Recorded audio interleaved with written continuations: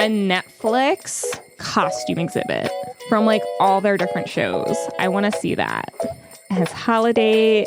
That one Santa movie with Kurt Russell. Like all Netflix. Oh, all okay. Netflix. Right. Not just like Christmas Netflix. Oh, okay. I mean, Christmas Netflix slaps, but all Netflix.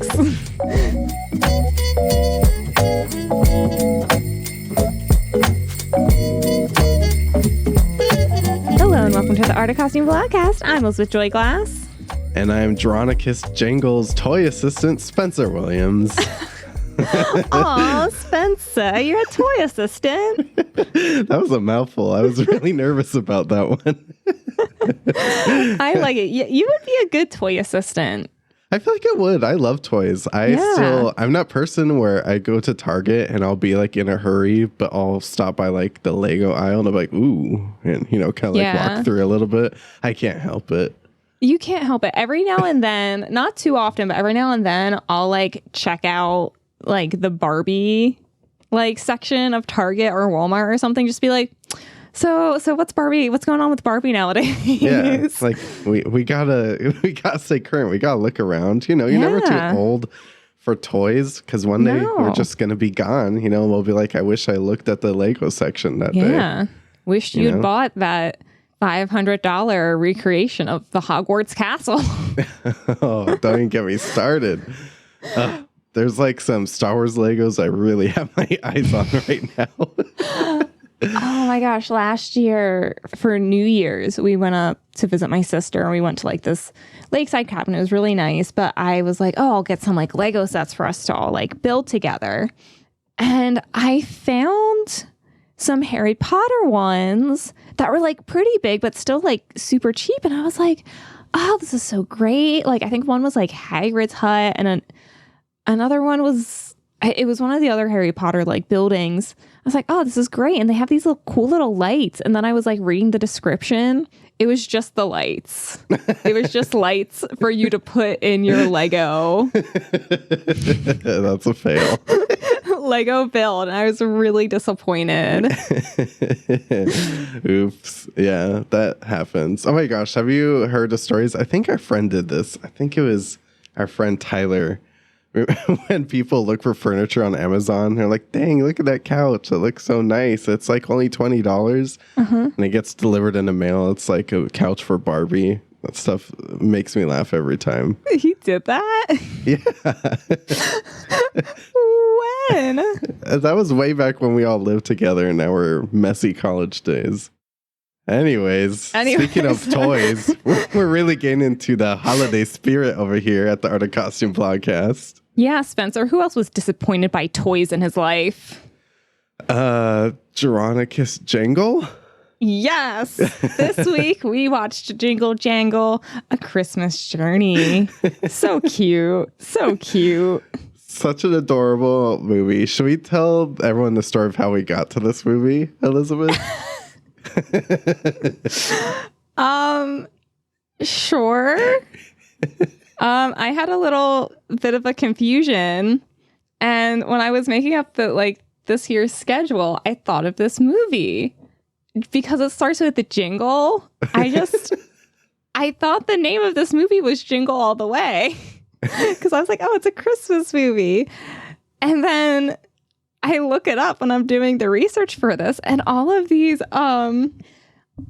images, oh gosh, what's his name? Arnold Schwarzenegger are coming up, and I realized that I had put the wrong movie in our schedule, and then I was like, it's a Netflix movie, and I put it up, and I was like, this is a very different title. I'm stupid.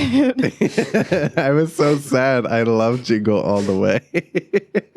I don't know why you would have thought I put that on the schedule. I was so hyped. I even remember having a conversation about this and being like, oh, that Netflix movie. Yeah, but I also remember suggesting Jingle All the Way, which is why there's all sorts of confusion. I wonder if that's why I put it on the schedule. I must have seen it in your suggestions. Probably. And thought like, oh, that Netflix movie. Yeah, justice for Turbo Man, everyone. But don't worry, next holiday season, we'll be watching Jingle all the way. But for now, Elizabeth has us watching Jingle Jangle, A Christmas Journey. Yeah, it's very cute. Very cute.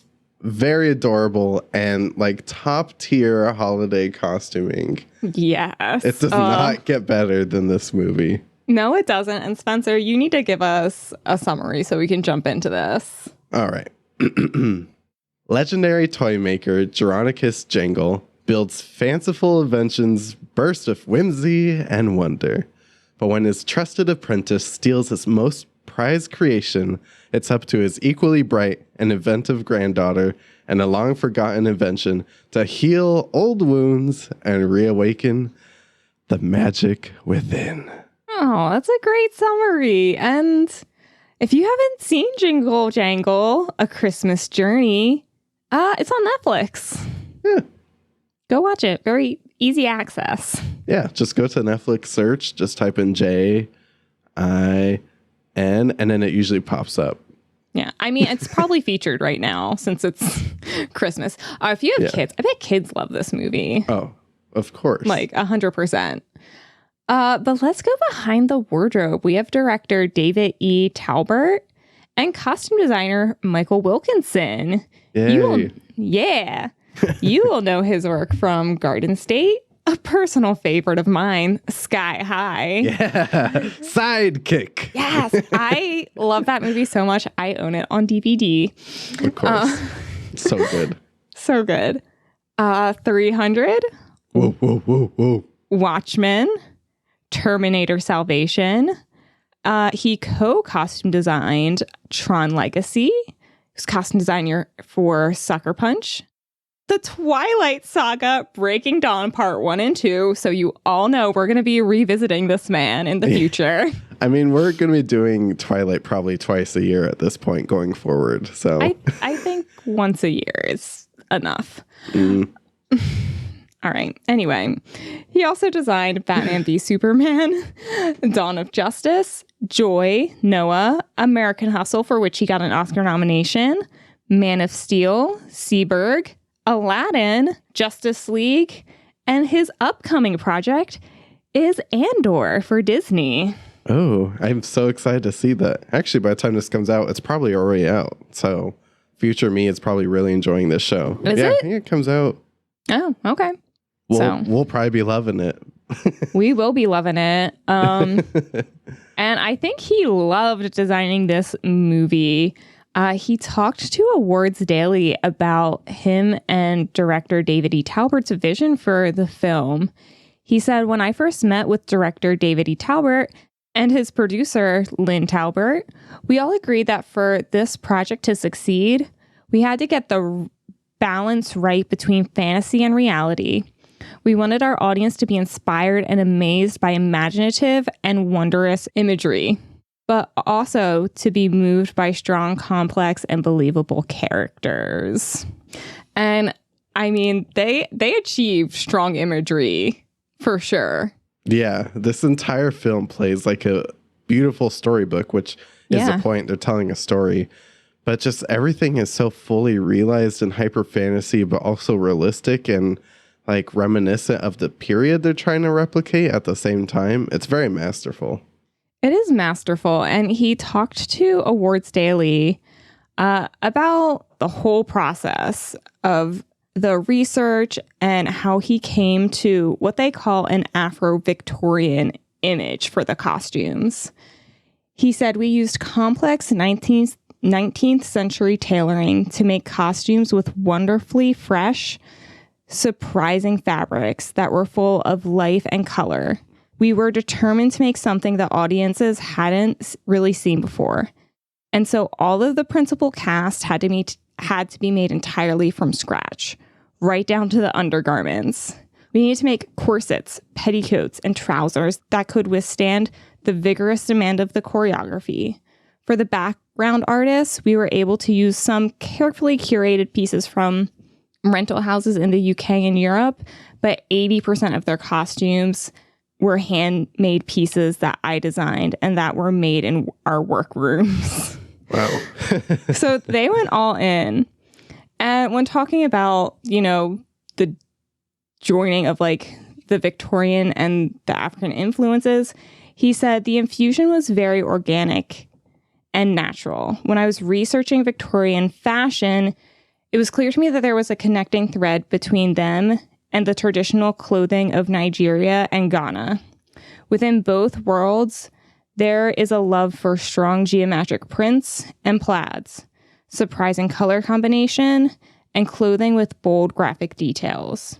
That was my launching pad for the creation of an Afro-Victorian look for the costumes.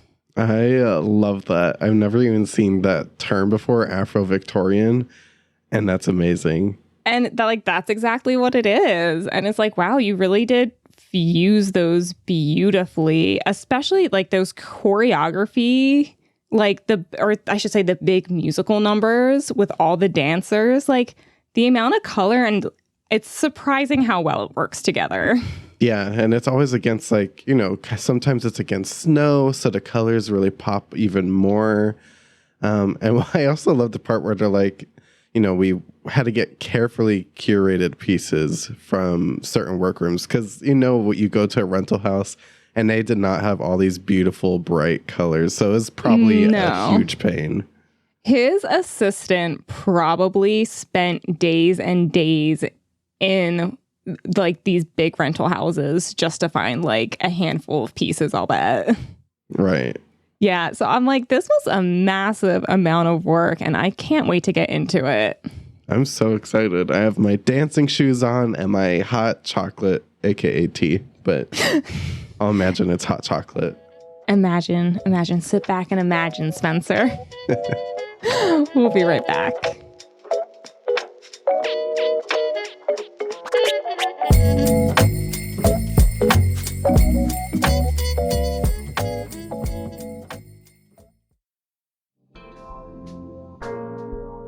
Hi, this is Dan, audio engineer of the Blogcast. Just wanted to let you know that if you'd like to support the show, you can become a patron at patreon.com/The Art of Costume. There we post unheard bloopers, highlights, and bonus episodes just for our patrons. Make sure to check out the description for all of our links. And thank you for all of your support.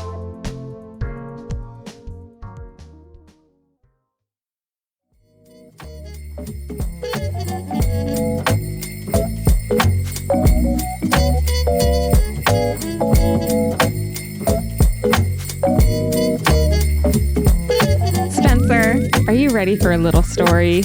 I love a Christmas time story. Let's do it.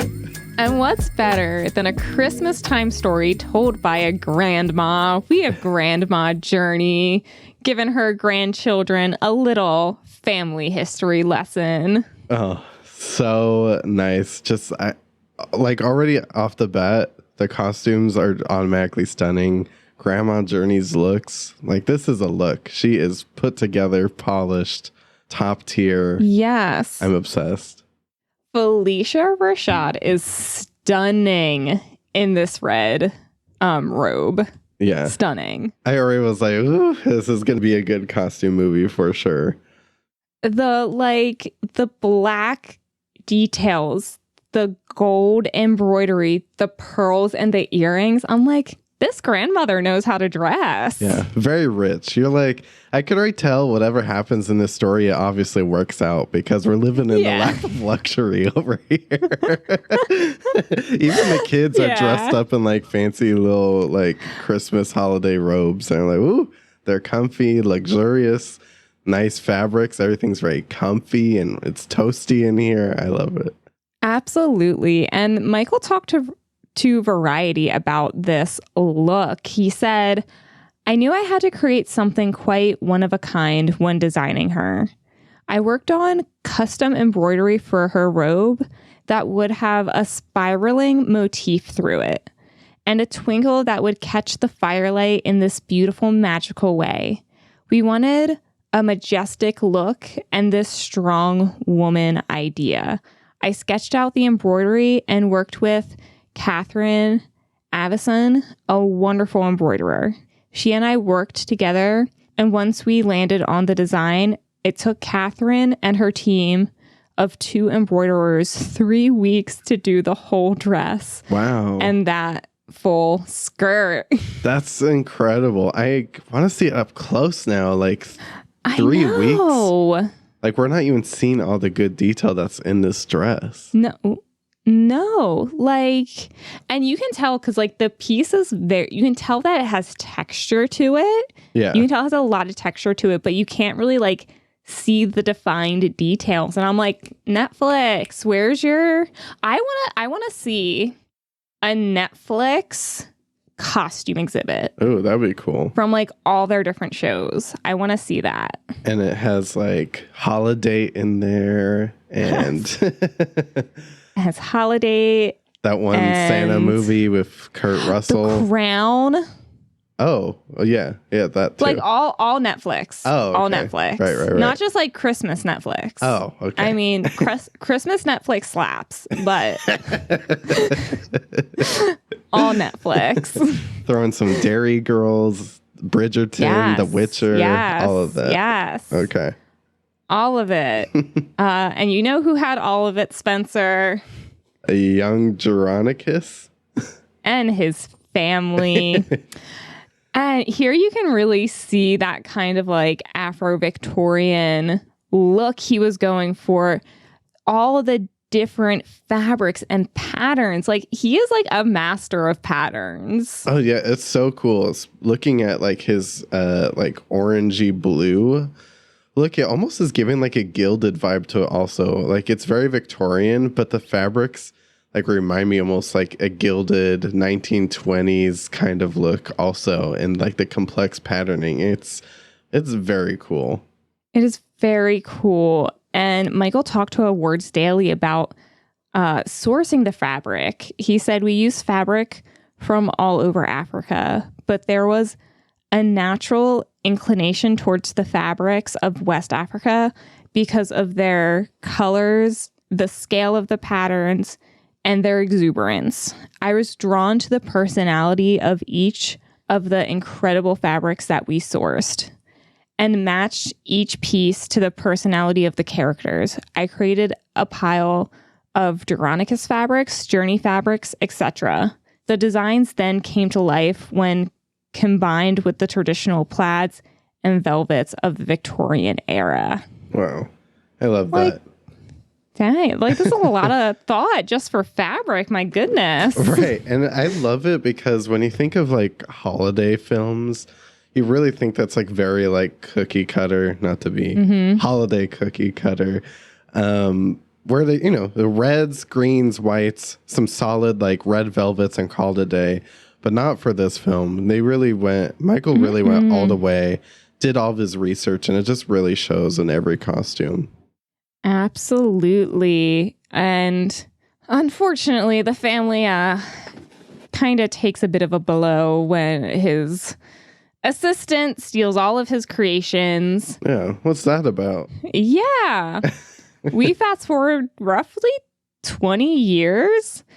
And I love that they keep the like Victorian era kind of like style to the clothes. I like that they didn't play with the look of it. It's just like all the characters were older.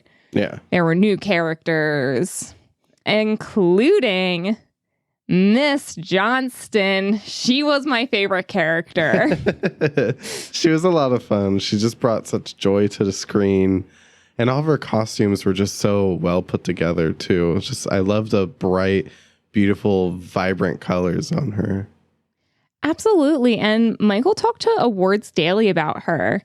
He said, the ingenuity and complexity of Victorian tailoring is another one of my passions. Mrs. Johnston needed a postmistress uniform, so it gave me the chance to interpret this type of tailoring through the prism of our fantastical vision for the film. I found a beautiful check wool in the most divine shade of teal blue, and we spent a lot of effort sculpting a memorable silhouette for her. Combined with her burgundy Victorian postmistress cape, it had become a fan favorite. I love Postmistress. That's I Right? love that. But yeah, you could really tell that Michael has a passion for Victorian tailoring too. Like I've Yeah. said this before multiple times on his podcast. I love a Victorian silhouette, especially that leg of mutton Yes. sleeve. It's my favorite sleeve in the entire world. So I'm on board. He killed it. This is by far one of my favorite looks from this film. It's so good. Absolutely. And she's just such a fun character. You can't not love her. Yeah, she kills it. She's so funny. I was upset when, Jeronicus and Miss Johnson were not like getting together. I'm like, come on, it's the I holiday know. season. It's time. I see the mistletoe and the mail truck. Let's get it going. I was like, Jeronicus, like, get it. She's cute. Like, what are you doing, sir? But he's too busy having like a serious pity party in his store. Yeah. I can't believe the store lasted this long. Right? It is a multiple decade pity party as well. Like, it has gone at least 1 decade. I mean, I get it. Maybe two. Terrible things have happened in his life. Oh, yeah. No. But that was like, Jeronicus has every right to be extremely upset. yeah. But I was just like, what's your game plan here, though? Like, Yeah. because it's been a long time, and this place is not looking like Disneyland anytime soon. So, No. But don't worry, Spencer. The magic's about to come back. oh, good. I'm very excited. After our break, we'll get into it.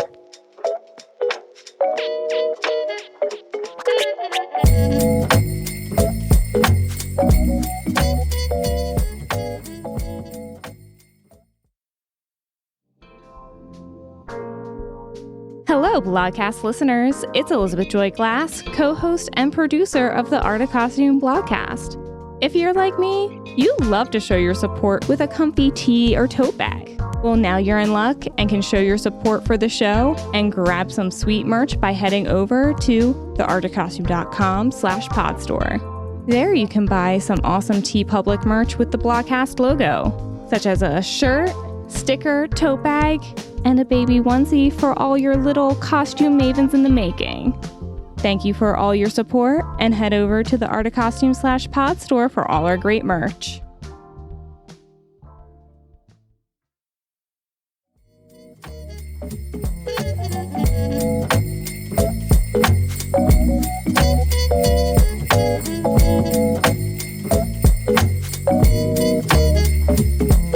Spencer, are you ready to meet Journey? I'm so ready. I love Journey. Definitely the best part of this film for me was by far Journey, played by Madeline Mills. She just killed this role. She is so adorable. All of her costumes look fantastic. She's just such a great little actress, a little singer. I'm not sure if that was actually her singing, but if it was or wasn't, she still killed it. So adorable. I'm obsessed with her. She was adorable. She was such a good character. She was so driven. She's like, yeah, I'm going to help my grandpa and nothing's going to stop me. Yeah, she's like, I'm going to go over visit grandpa and help my deadbeat grandpa off his ass and get a job, And her mom's like, all right, Journey, get on over there. I'm going to restore the family business. But her wardrobe is definitely the most complex and interesting. Michael talked to Awards Daily about her. He said Journey's character is a real one of a kind. She doesn't follow any rules and is ahead of her time. She's a pioneer and captures the burgeoning interest in the 1890s in clothes that women could actually move in. Her natty red velvet waistcoat has unconventional leather trim.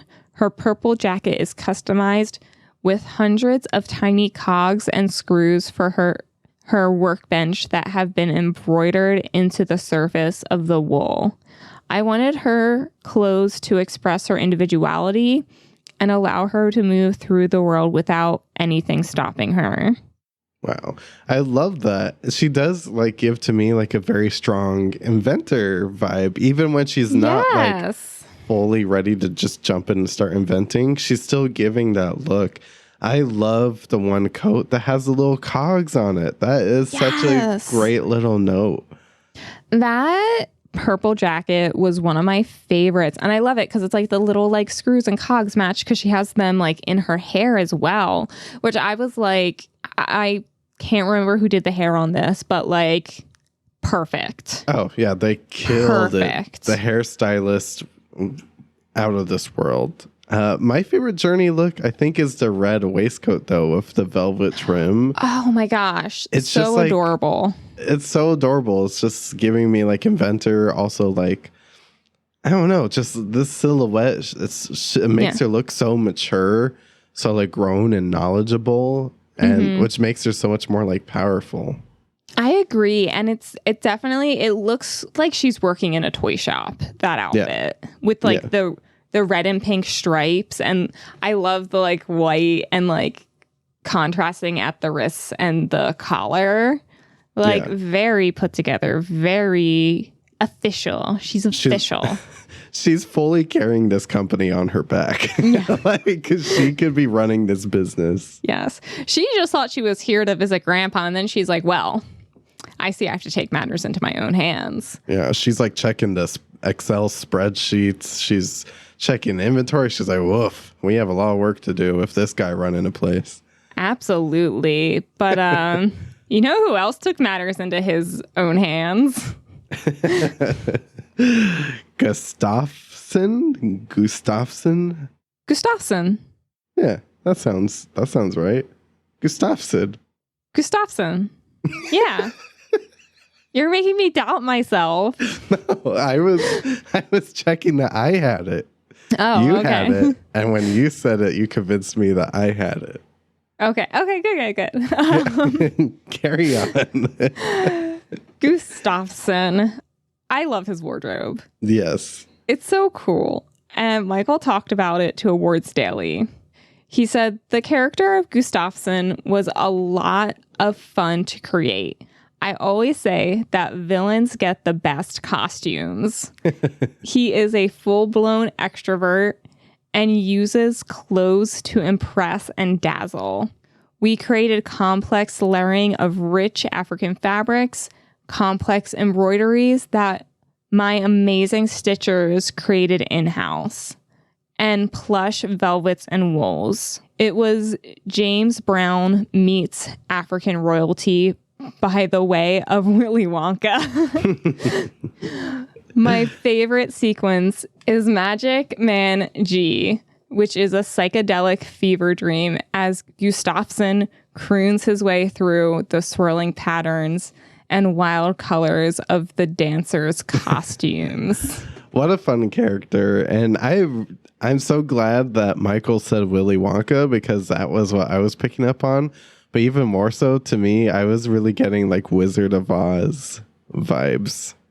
Yeah, absolutely. Because he is kind of like a man behind the curtain, except the man behind the curtain is the little evil doll. Evil doll. Yeah.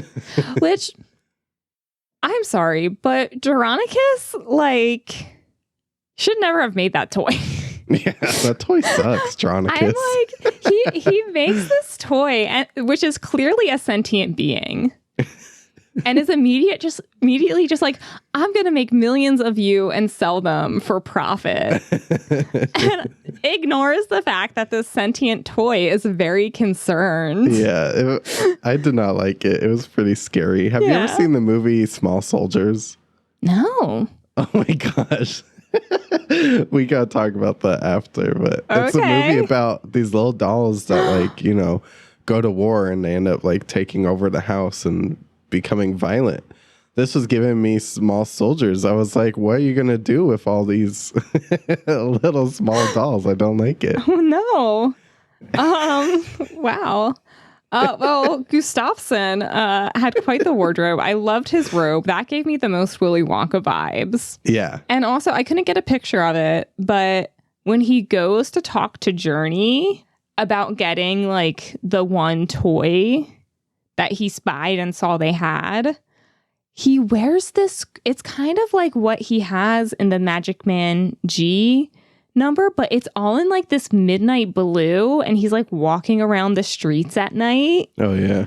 Like, that was one of my favorite pieces. Yeah, it's all of his pieces are super fun, very detailed, strong uses of embroidery and prints and fabrics. It's every time you see this guy, you're just automatically blown away. His looks are strong. Too bad he's kind of a jerk. Yeah.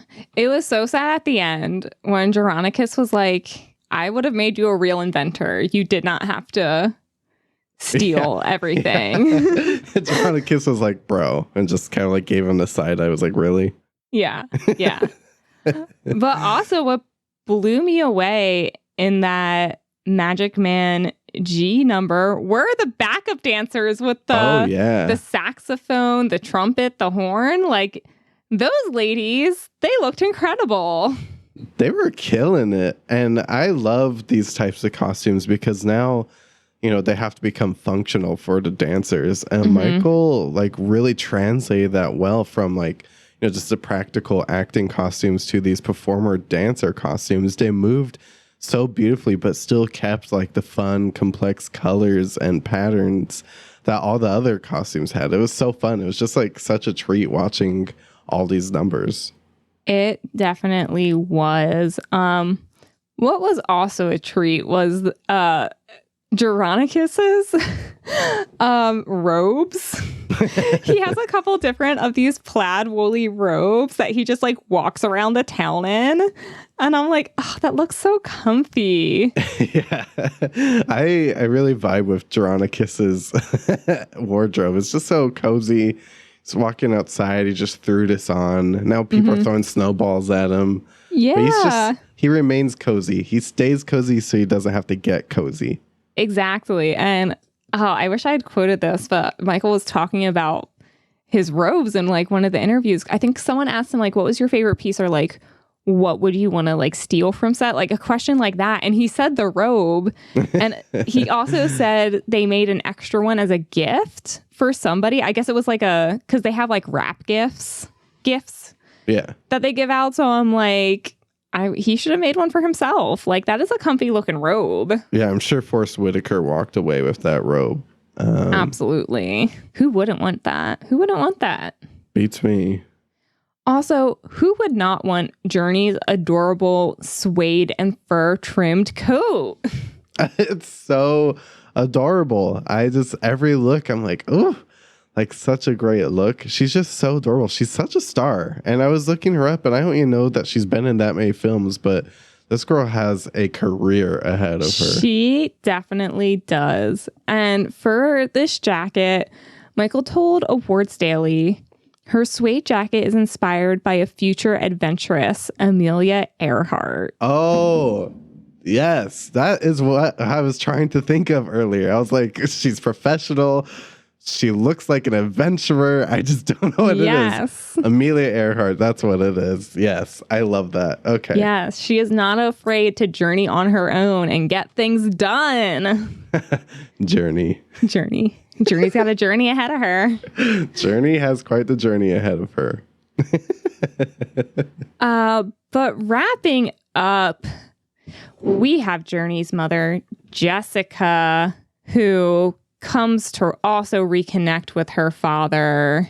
Man, talk about some leg of mutton sleeves, Spencer. Oh, you know that I saw this costume. Oh, I know. Like, whoa. Obsessed with it. It's so beautiful. That purple color has like a vintagey look to it, with like that mustard accents on it.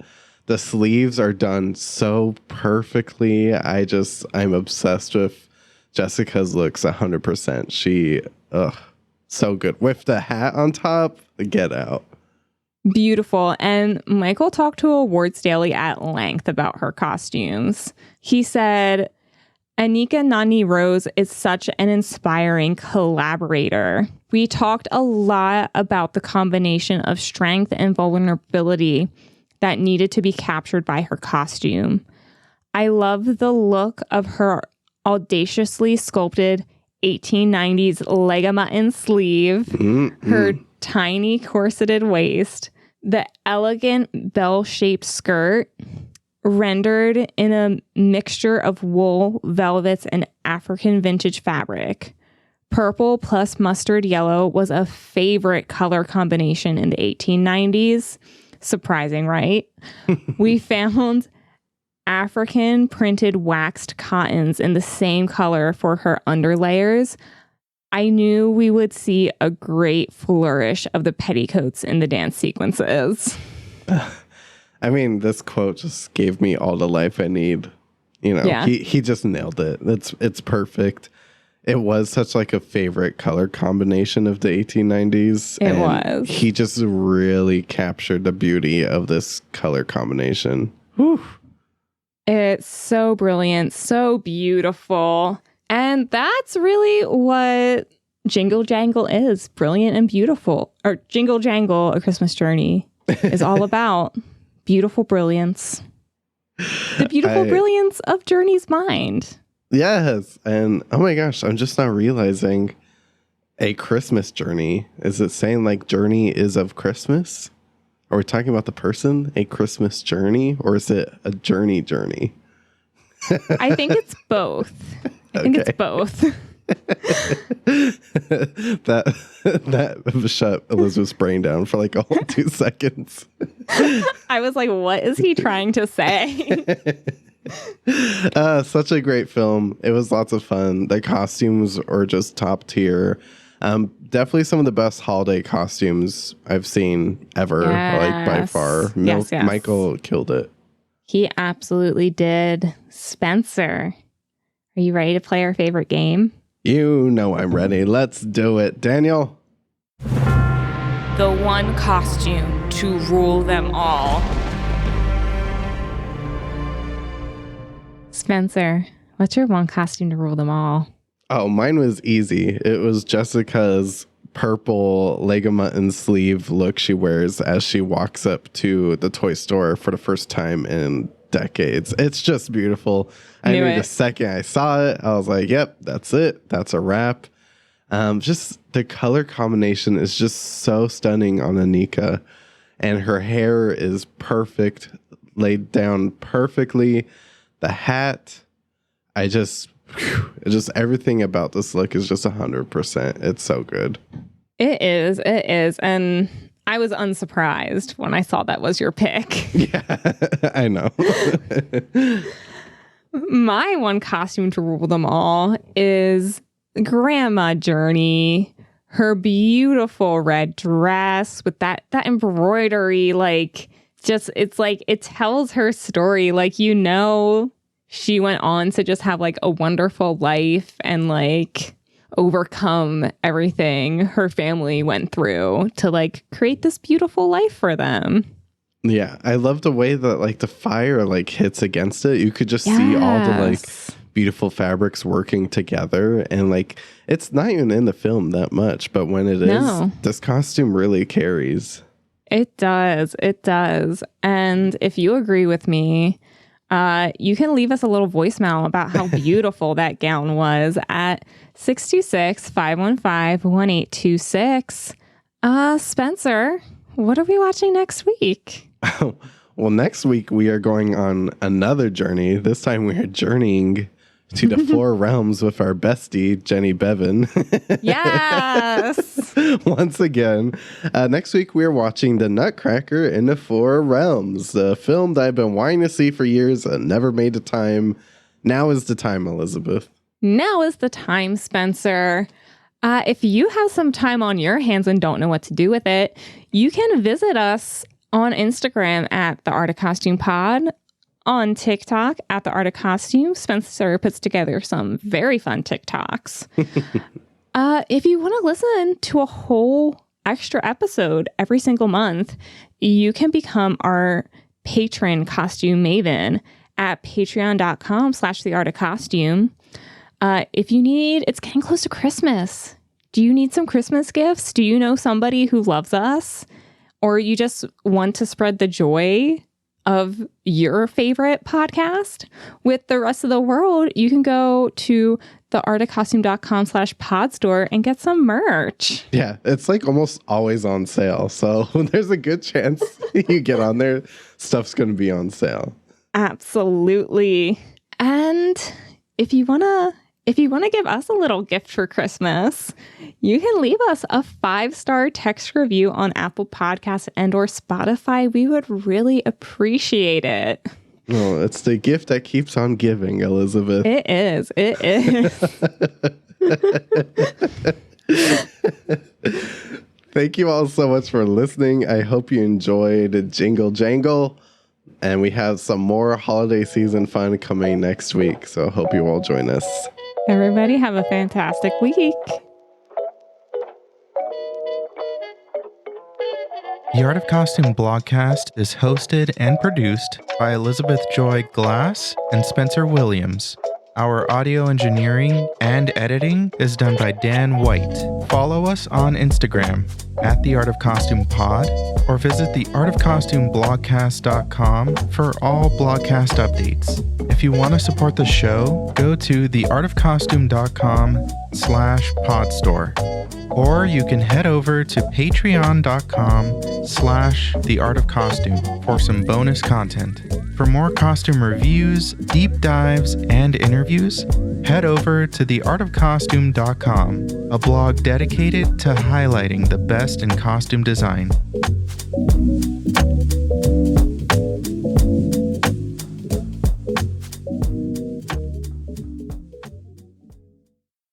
All right, I'm recording again.